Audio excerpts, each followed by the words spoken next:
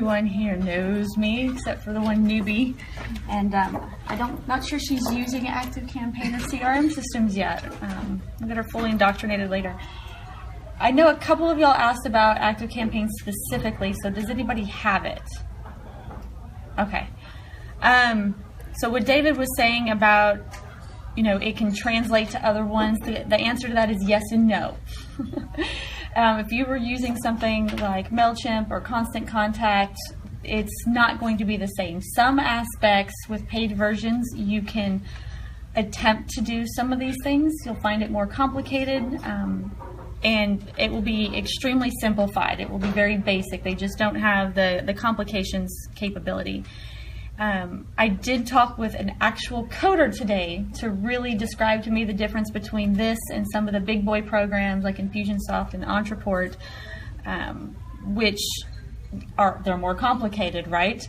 And the difference is it cannot export, it cannot send out one single piece of information. So if you're using something more complicated, I can tell the program to send to another program just your phone number or just your address, and they can talk back and forth like that. Whereas ActiveCampaign sends the entire file, making it more difficult for developers to integrate back and forth and for you to really do more complicated integrations. For the crowd that I happen to be speaking to, y'all are not worried about that. So ActiveCampaign is more than sufficient and is going to be able to offer you more than your traditional email marketing campaigns that are using. So at a very base level, it's going to handle all your emails for you, right? Let's see, we can hop over to features real quick. And when I say emails, this can include the ones that most of y'all are probably more likely to understand, and that's just the bulk campaigns. You have a list of 300 people and you want to send one email out to all 300 of them, right? And that's what MailChimp does, that's what Constant Contact does. This can do that, and unlike, let's say, Constant Contact, it already has a whole host of templates for you, so you don't have to go there and create. You just need to change colors and drag and drop your pictures. It's already going to be mobile friendly for you, so everyone, like I have clients who are over 90% on mobile for their clients, for their own customer clients. So being mobile friendly is important, because how many of you check your email on your phone? Most people.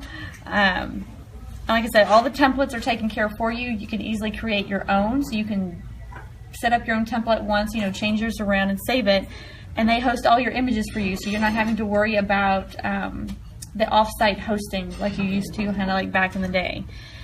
In addition to your basic ones, you're also going to be able to grow your contacts automatically, and that's where I try to get a lot of my clients into, where there is a application or a contact us form or a lead generator on your website where it automatically, people put their email address in, people put their name in there, and it sends it automatically to ActiveCampaign, and you're able to take that information automatically, right, so that you can send them future correspondence. But you're also able to do drip and automation campaigns, so that when somebody comes in through that contact form, a contact form is a really popular one, right? Who doesn't have a contact form on their website? Like, we're not even talking about lead generation, just basic contact form, right? But as a small business, are you going to be up answering emails at 2 in the morning? No. So a lot of times the very first email that I automate for a client is, hey, thanks for getting back with us. Hey, we're a small business. We're going to get back to you within 24 hours, and thank you. We wanted to let you know we've received your response, and we're going to get to you, along with some automation that MailChimp and Constant Contact cannot do easily. I can automate an email to go back to you and say, hey, why don't you go answer your email? I'm like one of those things. Yeah, like duh. Send you a text message. I can send it for more robust companies. I can have it be sent to specific salespeople. So if something came off, let's say either their specific sales page, or they there was some drop-down menu that says, what are you interested in? Healthcare, government, what would be another industry? But you get the idea. 5 different industries. Well, you have 5 different salespeople, and each one runs a specific one. You can have ActiveCampaign, split that up into 5, have the system read, is it A, B, C, or D? Okay, it needs to go to this salesperson, this one needs to go to this salesperson, this one needs to go to this salesperson. And then inside, you'll see a lot of the data-driven things that you can see on Constant Contact or MailChimp, where you can tell when they've opened the email, what's your open rate, your bounce rate, all the basics. But you can get super complicated into tagging, what if somebody clicks a link in an email, it's going to add a tag. So I can tell you in this room, for those of you who are on my personal list or the Business Growth Network list, I can tell you every time you've clicked on something, I can segment you into you're interested in Evernote, you're interested in Facebook ads, you're interested in Active Campaign, you're interested in social media through Facebook and Twitter, but not Instagram. It can get a little creepy. I can tell you when you've been on my website and what pages you visited. So when I go to, let's say, make a phone call to you to see where you stand on something, or, hit you up for a proposal, I already know so much about you that I can create a conversation with you that seems very seamless and effortless and natural, but I have all sorts of data to pull from. So I'm not pitching you anything you don't already want, right? And that makes it really nice. And you can break that up and you can set up all those automations by somebody subscribes to a list, somebody unsubscribes from a list, submits a form. If your web page is visited down to, if they hit a sales page, maybe, but they didn't buy, you can get a deeper integration and say, I'm going to send them a custom email that says, gives them an offer. They didn't bite on my sales page. I'm going to automate an offer that goes out to them that says, 10% off if you buy in the next 3 days, if you call now, that I can be able to track from that. I can add them into a deal system. That's more of the full CRM. You can split test. Split testing, I don't foresee a lot of the people in this room doing yet. You really need good numbers. But to explain some of, we were at a conference where somebody's got 1 million contacts, right? So split testing definitely is worth it. They sent 2 emails split testing, so the system does the split testing for you. They said, I want to send 10% of my list these emails. And on each email, the copy was exactly the same, but the subject line was different. They made money off of that, right? But obviously one performed better than the other. They took the winner of that headline, sent the next email to the next 10% of their list with the winning headline, and then they changed the copy. So 2 sets of different copy. The system, randomly sends it to the next 10% and pick the winner, because of course, same thing, one email performs better. Then turn around and send the winner of the headline, the winner of the copy out to the rest of the 80%. Why does that matter? Based on the average, if you'd only sent it to the original, one email, the base one that you're measuring by, if you had sent that to your entire list, given its average per customer, feedback, they left about $50,000 on the table. So does split testing work? Yes, it does, especially when you have larger lists.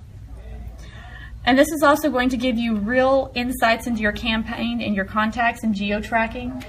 Some of the smaller companies do this. This will also, as soon as they start clicking, it'll tell you exactly which neighborhood they're in. It'll also start bringing in their social media information so that you can reach additional touch points. You can connect with them on Twitter, LinkedIn, Facebook, and the different ones they're using. So that gets into a lot of the part where you're going to find that it's very equal-ish to some of the other programs that you're used to. Some of what I talked about was the marketing automation, and that was really where it separates one from another. This, you kind of see like a campaign here. This is some of the ways that everything is segmented. Everything's, A or B, left or right, yes or no. It's much easier than setting up like the Infusionsofts of the world and the Entreports of the world, where the complications get a little bit more tricky. Active Campaign, all the integrations are just 1 or 2 line API entries, so you don't have to code, you just have to copy paste. Big fans of and they tell you, copy this here, right? So when you're doing this, this is simple drag and drop, and when I open it up, I'll show you how to build that one out. And this goes into what I was telling you about the deep customizations, where you can send the right message to the right person at the exact right time that they need it. They call it intelligence-driven automations, but if I send one blanket email to everyone, not everyone is interested in that email. Not everyone is interested in Evernote. Not everyone is interested in Active Campaign. If I already know someone uses Infusionsoft, I'm not going to be pitching them ActiveCampaign or ActiveCampaign consultations or build-outs. And all of this is documented, so no matter what they do in here, that's the benefit of any kind of digital marketing, is everything's incredibly trackable. Every little aspect of what they do and how they move around in your system is trackable. Some of y'all, like most of y'all, when I have pointed y'all in the direction of ActiveCampaign, I've only talked about their starter light version of $9 a month. It's a little easier to get into, right? It's $9 a month, directly competitive to what you're already using and oftentimes less expensive. For the sales teams and the people that are dealing with a little bit bigger business, it has the full CRM capability to track deals. You can put dollar amounts in there so that when you open the dashboard, it says that you've got $19,000, $20,000 on the table. You've closed $5,000. You need to work on closing that other 15, so that you can see how you're doing and kind of give you that little burst of go get it done. So is this system receiving data from your website or your Facebook site, or how's it? Everywhere you integrate it to. So. Okay. I have not seen where it integrates with Facebook. So you're not going to see that they've integrated with a post. I did talk to a guy that hard codes Facebook Messenger today and does a chat, I think that's the name, chatbot. Now his is not like mini chat where I've kind of used to deliver something while I'm talking to some of you. He actually codes it in the Facebook API. His will automatically integrate with Infusionsoft and Entreport. It works with ActiveCampaign, but he can send information from the Facebook Messenger to ActiveCampaign. But to pull it back, that's what I was going to talk about. Like I mentioned, that it pulls in the entire profile versus one piece of information. So his was so deeply integrated with Infusionsoft that in the Facebook Messenger, let's say for a real estate agent, it automates the Facebook Messenger to, thanks for, talking, would you like to have a free home evaluation? Yes, I would. What's your address? It would automatically send that information to Infusionsoft through Google API and back. So now Infusionsoft has that data. But it could, for ActiveCampaign, it can send that data over, but it's hard to get it to come back in one piece. It's not going to just send the address. This one is not as robust in that particular direction, at least not at this point, but it's easier to use. So to give kind of an example, Infusionsoft's a great example. It has a lot of capabilities, in Salesforce as well. The nickname for Infusionsoft is Confusionsoft. When you hire someone to build out something, like when I build out a full automated sequence on ActiveCampaign and set up somebody, it's around $5,000. If I set up somebody for Infusionsoft, your consultants are looking more like $20,000, just because of the complications and the level and the training that goes in just to learning the system. But if you'll look right here, I don't know if any of y'all are familiar with Trello. So inside ActiveCampaign, when you do the full CRM, you'll get little stacks that look like this, and you can customize them to your specific sales process. I've set up ones that are as long as 21 cards long, and some that are short as 3. Lead, call, close. Just keep it really simple. I do prefer clients to have something like follow-up thank you cards, automated, something, tell them thank you, right? And, getting the referral type things. But this does track. So when you come in the morning and you pull up your dashboard, you're like, here are my leads. Here's who I've sent a proposal out to. Here's who I need to follow up with, so that you and anyone on your sales team can log in, and it's even done by person. So if you have a larger sales team, it's tracked by person. So inside, we had one, I just loosely set it up for Business Growth Network. David has responsibilities, I have responsibilities. I can't get him to do them, which is why I didn't focus on it. But it does have that capability. And when I talked about the sales automation through those sequences, that can be completely tied into the CRM. So back to the landing page, if somebody lands on your pricing page, you can say, if you land here, add the deal to the lead. I don't want to add my random customers. Who is it? Susan, who came in here from Offbeat Business Show. She talked about wanting to have that big audience. They'll never buy from you. That you're just not their client, but they love listening to you. They like your freebies. Those are great people to have inside your CRM and your email automation sequence because they're going to promote you. When I was pitching the client, the very large client, for their company, and they were like, oh, well, how'd you get the speaking engagement at the Plano Chamber of Commerce? I had to stop and think. I was like, I have no idea. I have no idea who's something. They went into my contact, my contact us and said, we want you to speak. I couldn't tell you who sent them or how they found me, but it's probably because I have lots of people that I've also talked to that if somebody needs somebody marketing, they're like, oh yeah, Jena. They're not buying from me. So it's good to have those people in your system. It's good to add value to those people. But you also don't want to flood your deal inbox with people who are not buyers, right? So this helps you keep it clean to just the people that are going to be purchasing from you. You use Salesforce. That kind of does what this part does. It's just not as integrated with all your drip emails, so you don't pull in as much information. Yeah. So, and your other email campaigns. And also at this level, the other nice part that kind of more integrates with like what Salesforce does is from that point, if I just want to send one single email out to Rayanne, that's it. I can go to her card or her contact, send an email through this system, and I will get all the feedback and tagging information. I'll know when she opened it, and that will be kept in my system along with any of my notes, any of my calls. I can connect it with text messaging services that automatically text message her. If I have a scheduling page like Acuity or Calendly or the Book Like a Boss, completely ties in through things like Zapier, so all that information is pulled in. When somebody books a free consultation with me for the coffee for the moms and the veterans, all that information is automatically in there, and it automatically sends them where they need to meet me at and at what time, and I don't have to touch it. And then when I go to email them, I know how they know me. Oh, they met with me for coffee and we talked. So I can send them very customized emails based on what they've done. So I think the point that you just made is one that I struggle with even on a limited basis, is forgetting where I met with somebody and when, so I can go back and find, I met with, she's Dave something or other, I can't remember. Keeping track of that is it's hard. Yeah, at least when you get old. It's hard when you're young and right, scatterbrained. Like not like you. You're not old enough yet. I'm still scatterbrained, and I talked to a guy today, the coder that I talked to, and of course it's at 8 in the morning. I have no makeup. I'm actually still in bed with my daughter, like squeezing me and hugging me and like doing her cute thing. But I do like to schedule early morning appointments, and we meet on a Zoom, and so he's totally got the window open up where I can see him, and I'm like, no, you just get voice.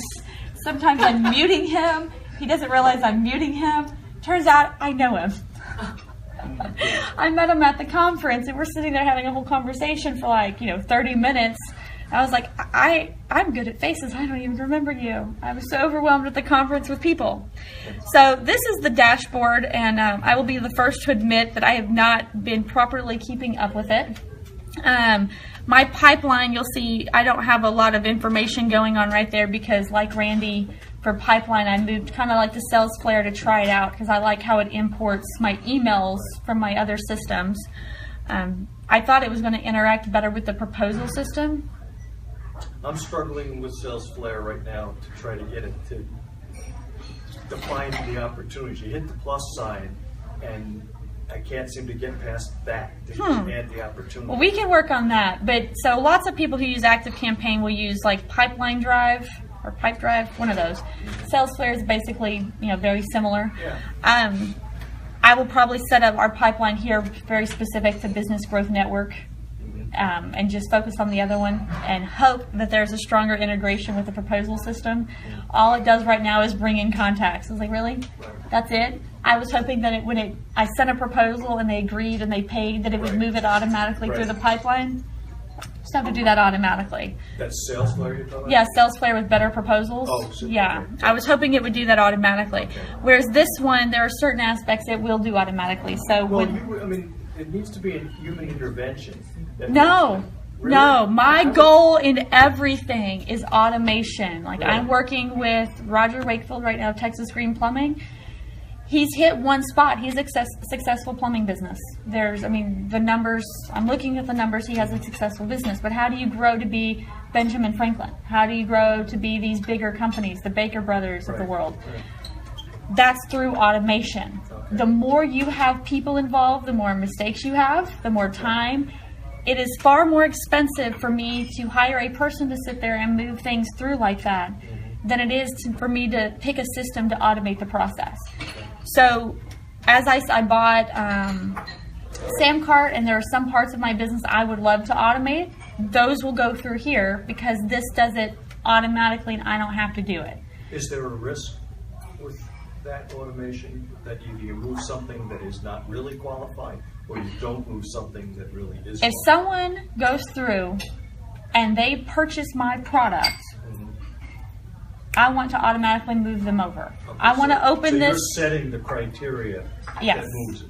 I want to be able to open this dashboard and not 50 dashboards or not an Right. email. I want one spot where I can go in and see, here's kind of my to-do list for the day. Hey, 2 people bought my strategies. I need to create Trello cards for them. I need to start delegating tasks to the appropriate people and gather the information I need. So, and that comes back to user experience. Anytime you can make the user experience easier and faster, that somebody is not waiting on an email from you, waiting on a phone call, trying to connect. Oh, you weren't there, you were busy. Okay, I see what you're saying. Anytime you can move them forward and use the automations for that, you're going to create a better user experience. You're going to get clients that are happier. They're going to have better reviews. And it's less time on you. Right. I think that's the biggest thing. I've even automated like monthly emails, that somebody wants to send one monthly email. Because if you're already building the emails, let's say you've sent like 20 great emails, one a month to your clients, right? Well, the person who signs up today, they didn't receive those 20 wonderful emails. So automating that system to automatically send those emails so they get those wonderful emails that you spent so much time on, you can make sure, like, you don't want to go back and send them to that, where you can just automate it when they sign up for your newsletter or they sign up to be a client and you want to add, the value added that, Dave and I always talk about, and the education, so you're educating the client. I mean, that's what I spent all the entire 2 hours of my meeting doing with this client, was telling them they didn't need social media. What they needed was a system and a strategy, and then we can talk social media. Right. But their systems were so antiquated, I was like, spend all the money you want. It's not going to do anything. It's going to be wasted. So if you can educate the client long before they've even talked to you about this stuff, especially So the worst thing business that to can happen is business. your funnel gets clogged and nothing's moving, and then you're losing business. That's what having that, let's see if I can go to deals.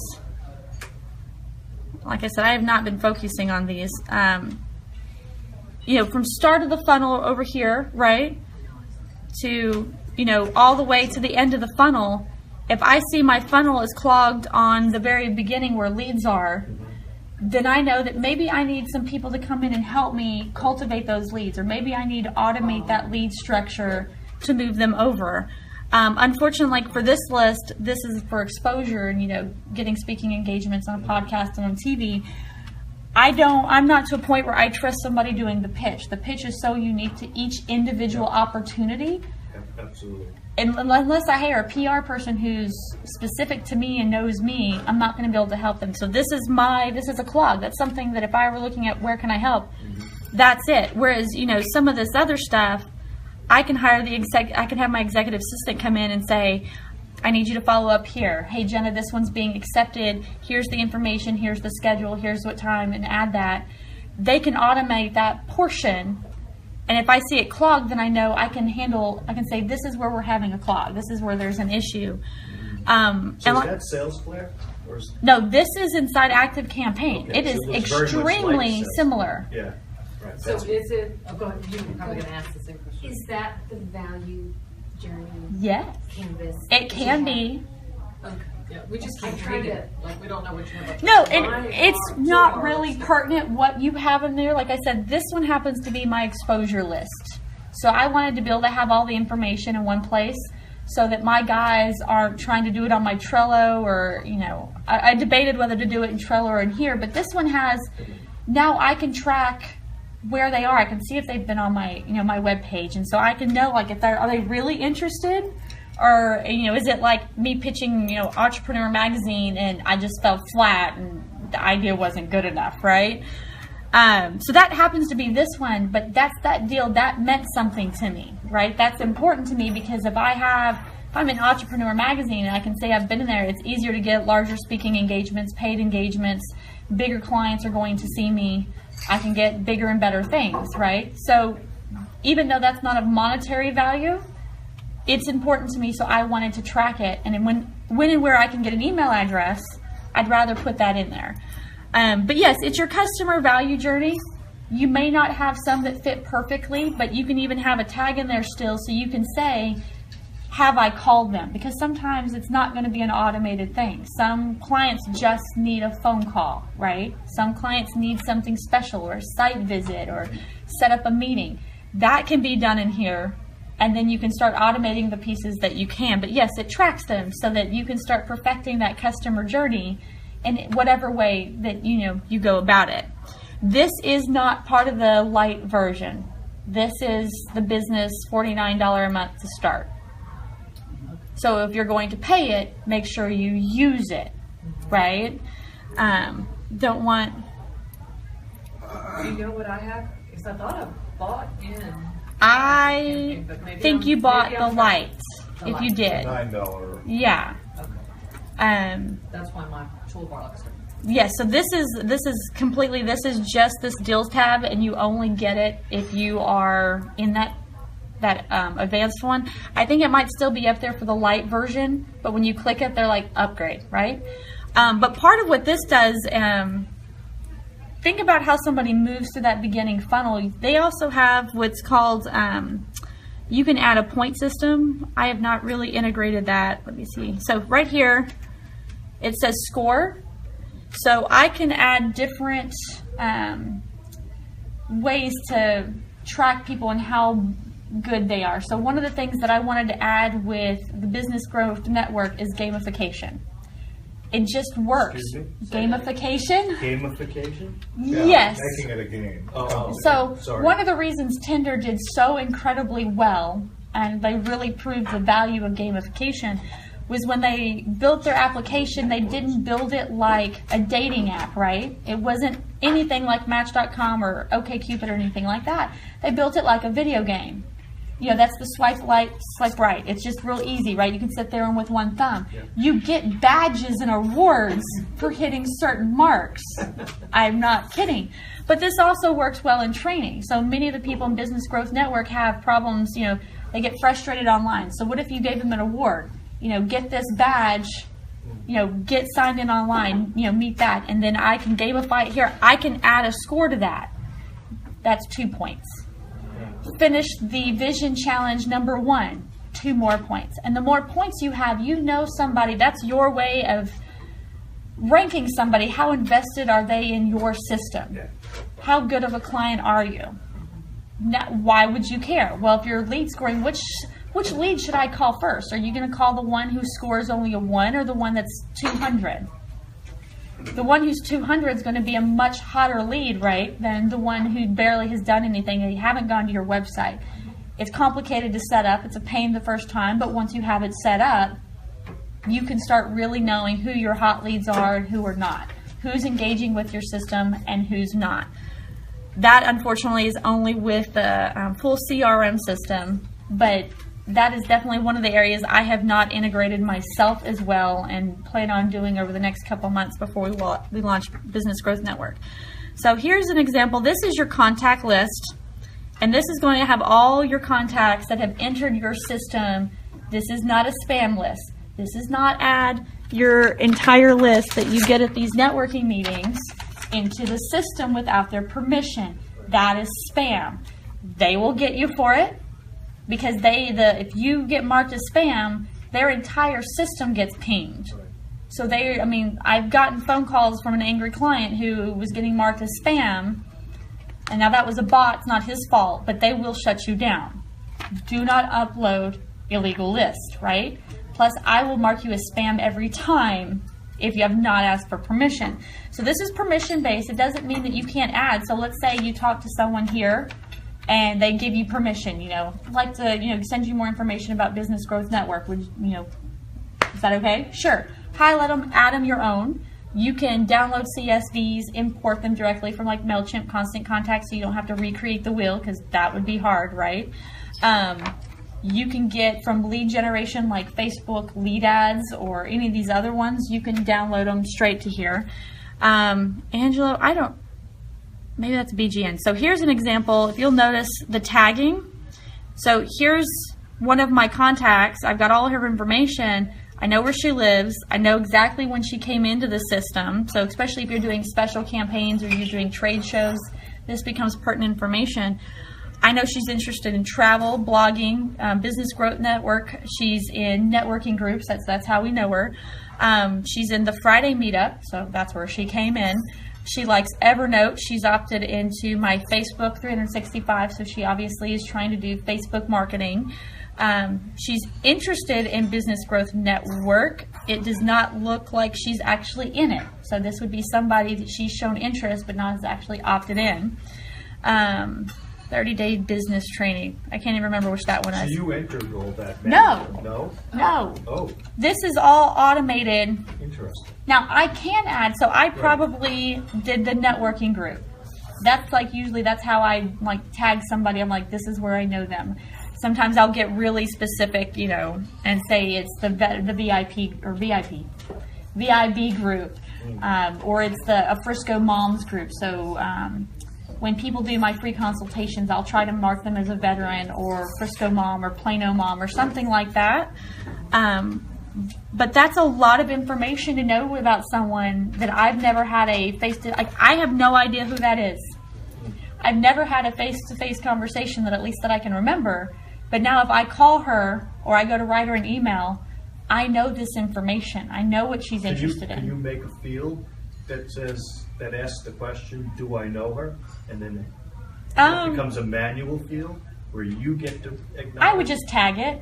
So you can tag. I can tag it. Okay, got it. But I can come in here, I can click on her, and this is stuff I'd like to clean up. I need to make it more streamlined. But I can put any custom information in here I want. Okay. So I can add any kind of field. I can do it from a form field. I can add it manually. I can tell what organization she's with. I can bring in information, and it'll automatically create fields. So if I'm bringing in information from like Zapier, I can tell you what list she's on. So she's a business owner. What automations she's been through. I can add any of those. I noticed the tags, Evernote only allows one-word tags. Here you can do more.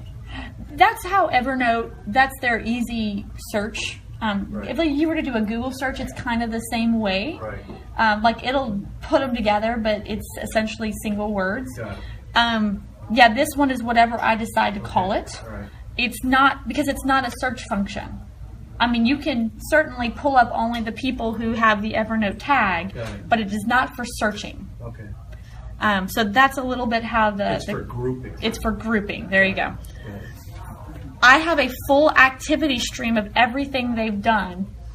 From open my emails, they clicked a link, campaign sent, automation. I know which ones they've never opened. So if I can go in there and I see they've never opened an email from me, I'll put them through an automation whose only job is to try to re-engage them. And if they don't, or they get pinged back or something, I'll dump them. Because I pay for this system through the number of contacts. I don't want dead contacts. I don't want to spam people. I don't want to email. So I can put them through an automation that sees, like, are you there? Do you still care? Do you have a business? Do you want to grow? There's all sorts of different ways that you can ask them these questions. And if they don't respond to any of them, dump them.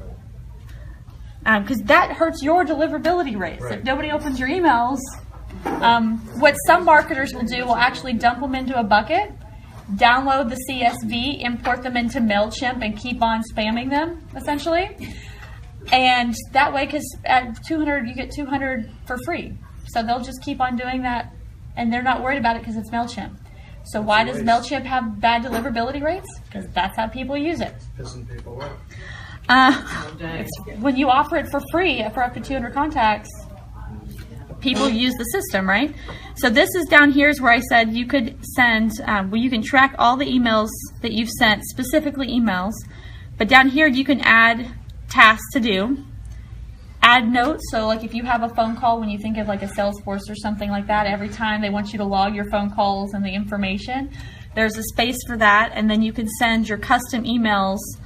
You know, I've already got my bylines and all that in there, and I can just start typing, send that directly to them. And just like my other emails, if I send them from my, what is Safari, my Apple email or whatever they call theirs, I have no tracking capability on that. I have no idea if they've opened it or not. Right, just send. You can just know you sent. If I send it this way, I can tell you they've opened this particular email 14 times. I can put a link in there that when they click on it, it adds tags. So I can start watching what they're doing. I can Don't email systems, if it's a corporate, don't they prevent that from happening? prevent what from happening? Having tags. So in other words, for instance, in Outlook, if you're going Outlook to Outlook, you can ask to get a read receipt. You can get a delivery receipt. Yeah. But you can't ask Outlook to tell you every time it opens. And in fact, most companies using Outlook will not allow that information to go back out. And there might be limitations on that. Okay. I know they will definitely get around that on the link system because it's Gmail, using probably a works fine. tracking link. So it takes the link that I add in there and adds tracking information. Okay. So if you're clicking a link, it's not the original link that I put in there. It's got a bunch of little hashtags and whatever on there for UTM codes or whatever they do. That goes into far more than I care to So know. like my email system will not accept links unless it'll give me a notice and it'll tell me there's a link and I have to decide whether I want to see it or open And it. that is an option. So when I send out emails, I that's something I consider. Okay. Do I want a link in there? Got Do it. I want it text only? Okay. Same thing with this system. Like if you'll notice my my byline here has no links. I mean, this one shows up blue because phone numbers, your system Automatically do that. does it automatically. Dial it. But yeah, that's I generally for that part do not add links on purpose for that exact reason. David's up here griping at me. So contacts, campaigns, automations, we just list. List is just how you group. Please be careful what you name your list because if they go to unsubscribe, they can see the name sometimes. Yeah. You don't want them to be called bucket or undesirables, right? I was on the... Forms are really nice. I'm a big fan of using forms and sometimes really annoyed because of all the bot traffic on the internet. So your contact us form, your opt-in forms can be done this way, built inside here, so you don't have to have fancy plugins. You can just use ActiveCampaign and insert and embed the code on your website, and that's easier than it sounds. I'm not even sure I use reports. This is new to me. Huh, that's cool. All my stuff in one spot. I should pay attention more. So how to avoid, there was an expression in the Air Force years ago that said, it was General Ludwig who said, we have too much data, not enough information. So that is very important. So one thing that before you do situation? any campaign is to ask yourself, what data is important to me? And especially if you're a bigger organization, you as a business owner are going to care about certain data. Okay. And someone else can worry about this data. So as a business owner, that's the hardest part, right, is we have too much data we're trying to track. Right.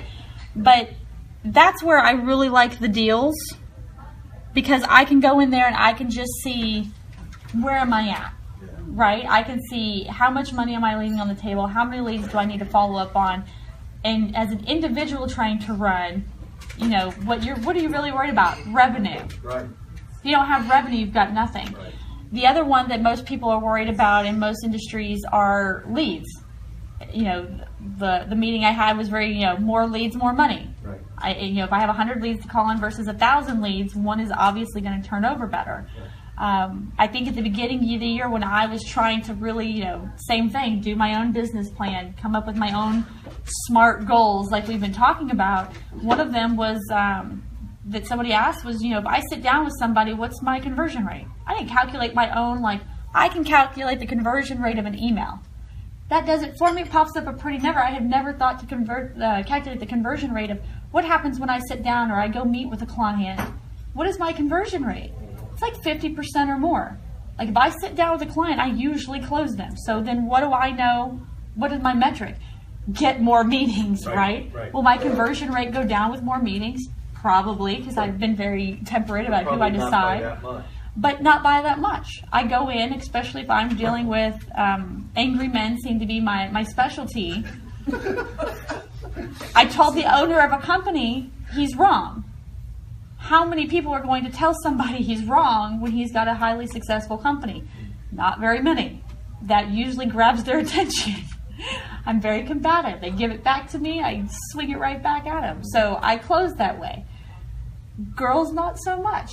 I don't do woo-hoo or woo-woo, whatever they call it. I don't do feelers and therapists. It's not me. Imagine that, right? But when you know the ones that matter to you, my dental client in the UK, he just wants phone calls. He's like, I can close 80% of them. That's incredible. So what metric does he measure for me? How many phone calls am I getting? Who was somebody else? Oh, it was Roger. He was talking about somebody who was going to handle the phone calls for him, but their close rate was less than 20. He's like, I'm angry if it's less than 80. If he gets a phone call, he wants to close them. So what metric matters to you? And think about that. So we talked about the customer journey beforehand.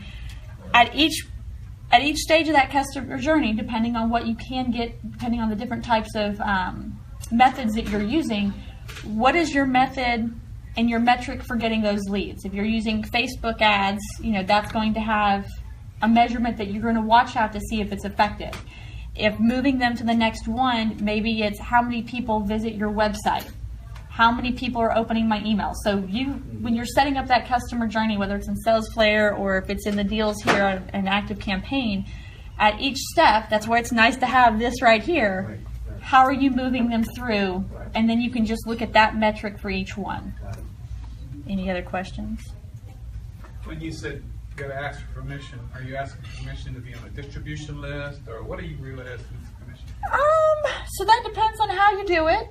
There are certain accepted norms that you don't have to say, like, do you give me permission to send you automated emails? If I'm advertising to you on Facebook and I send you to a landing page that says, do you want to download my 73-point marketing checklist? And you give me your email and you give me your name and I tell you I'm going to thank you for submitting, check your inbox, you've essentially given me permission. Right. If you contact me, I kind of you've given me permission to at least do it over here, right? So have they chosen to give you their information is a big one. Or did you try to scrape it off of LinkedIn? That's a big one. And if you give them the ability to opt out, and you must, that gets into a whole of email rules and regulations. Right. The reason why I have a virtual office, even though I prefer to work from home or in the office of my clients, is because on each email has to be my address. And I don't want that to be my home address, so I have a virtual office that I can use their address. In each email, it is mandated you must have an unsubscribe link. Now, how you format it, it's your decision. But if you don't do it in active campaign, it's such a big deal for the government and spam laws. They will automatically add it in their own formatted style at the bottom if you don't. right. So yeah, that's a big deal. Do you have an unsubscribe link, even if it's hidden in the mumble jumble somewhere? I'll have a question about that after the meeting. Yeah, but the reality of it is you just want to be sending emails and information to people Smart emails. that want it. Who will Automated or potentially otherwise. apply. Or want it. Yeah, Maybe they'll never be a right. client, Right. but they want your information. Right, right. Yeah, and that's why I get 300 emails a day, Yeah. even people that I opt in. Same here. And I have to cull it down every so often. So, well, anyway, thanks, Jenna. That was educational. And so part of this is if you really understand a desire to contribute. And I certainly have a blast talking with you also. And yeah, we could just go on for hours, and I'm so taking you out. And I I get around to a bunch of them, I would agree. The professional